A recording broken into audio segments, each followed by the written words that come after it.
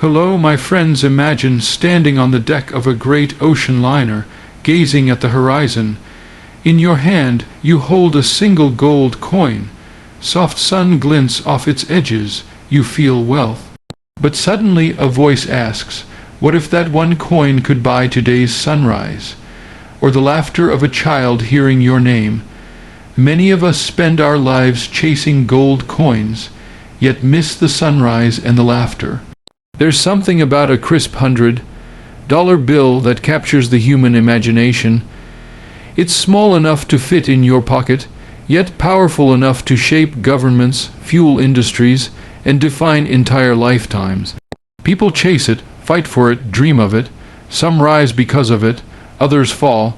It's paper, and yet it dictates the pace of so many hearts. But let's speak honestly today, because truth has a way of piercing through even the thickest fog.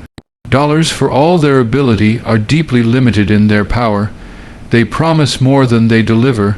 They whisper, just a little more and you'll be happy. But when you get a little more, the goalpost moves. That's the trap. The thirst grows, but satisfaction doesn't. There's always a better car, a bigger house, a newer phone, a more luxurious vacation. And so the chase continues endlessly. It's not that money is wrong. In fact, the world we live in requires it. Bills need paying, families need feeding, and dreams often need funding. But here is the danger. When we believe that money is the dream, we lose sight of the purpose. And when dollars become the definition of success, we've exchanged truth for a lie. You can have a thick wallet and an empty soul. You can have wealth in your hands and poverty in your spirit, because dollars can take you to a hospital, but they can't buy healing. They can purchase medicine, but not peace. They can fund a wedding, but not a marriage. They can send your child to school, but not teach them kindness, respect, or faith. We have been conditioned to think that more money means more security.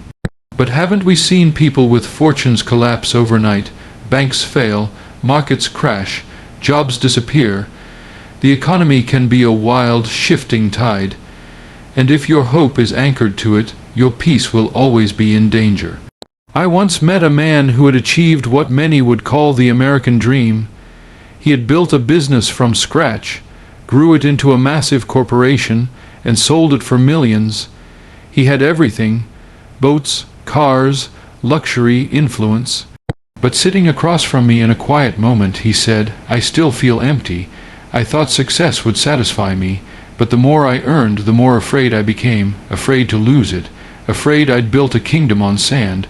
That's what the love of money does. It turns blessings into burdens.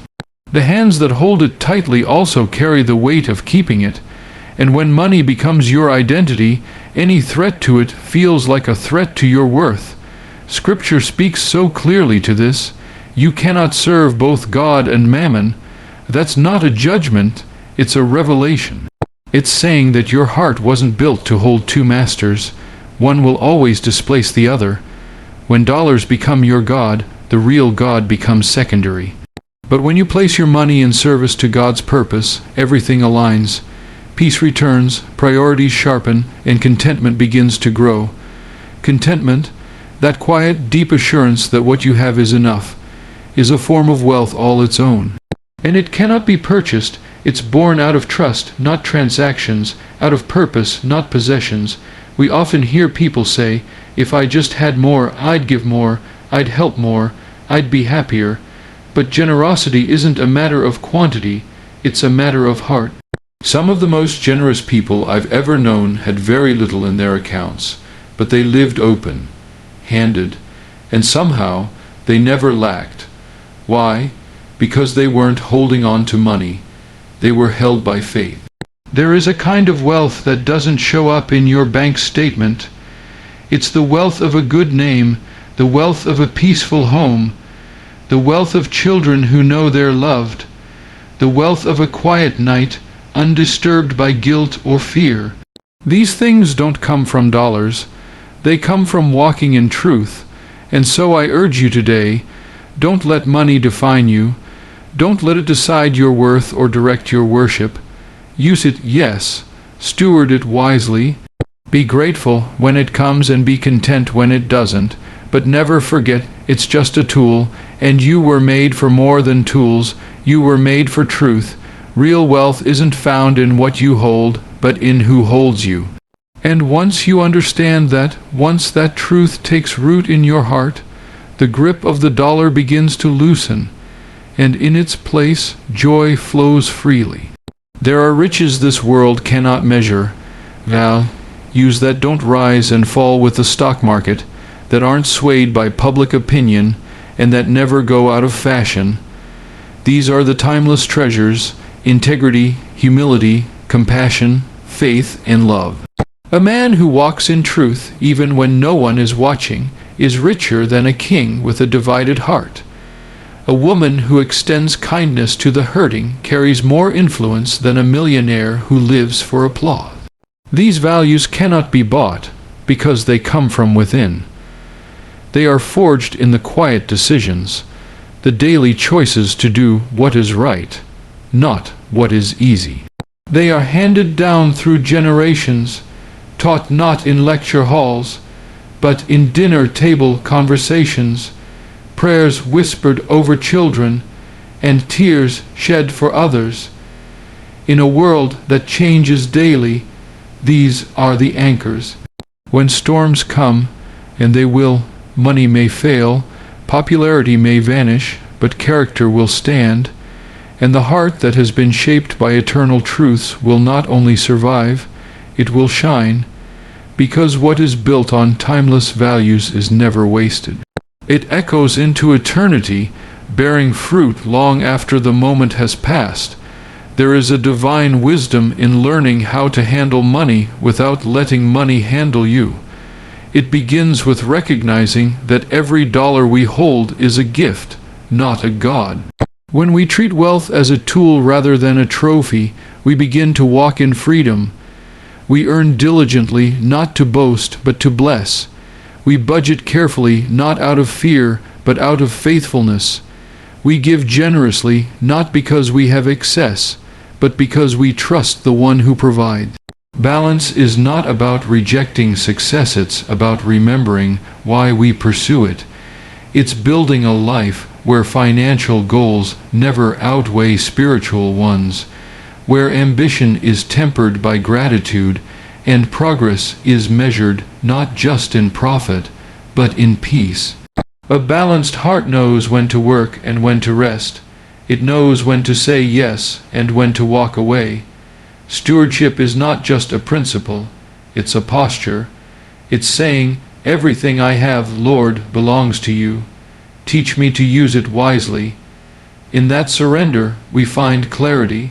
We begin to live not for accumulation, but for purpose. And in that purpose, we discover the kind of wealth that never fades, and a joy that no economy can take away. At the end of your days, no one will gather around your bed to talk about your bank statements. They won't speak of how many cars you drove or how high your investments climbed. They'll speak of who you were, how you loved, how you listened, how you lifted others when they were low. They'll remember the prayers you prayed, the wisdom you shared, the time you gave when it cost you something. That is true wealth, because when all is said and done, the dollars fade, but the legacy remains. The hearts you've touched, the lives you've shaped, the kindness you've sown, these are the treasures that echo into eternity.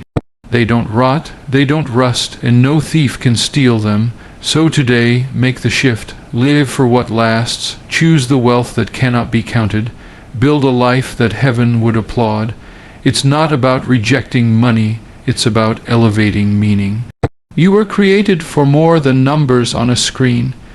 You were made to shine with purpose, to overflow with grace, to leave a mark not in gold, but in love. That is the inheritance worth pursuing, and it begins the moment you decide to live for something greater than dollars. Set your eyes not on today's gold, but on tomorrow's glory, because true wealth is discovered when we dare to live beyond the dollar and stake our lives for something eternal. Thank you for being here. If this message has stirred your heart, please like, comment, and subscribe. Let's build a community rich in purpose, overflowing with grace, more than dollars. May God bless you today and always.